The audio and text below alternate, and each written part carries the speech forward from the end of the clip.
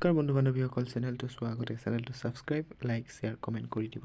অসমীয়া আৰু এখন চিনেমা অহা 24 ফেব্ৰুৱাৰীত মুক্তি লাভ পাব আপোনালোকৰ ওচৰ চিনেমাঘৰত। ৰবি শৰ্মা, স্বাগতা, ভৰালী, হিমাংশু গগৈৰ দৰে ভাল ভাল এক্টৰে এই চিনেমাখনত কাম কৰিছে। কেছটো দেখাত যিমান সহজ সিমান সহজ নহয়, বহুত চৌগৰাকী জালত পৰিব।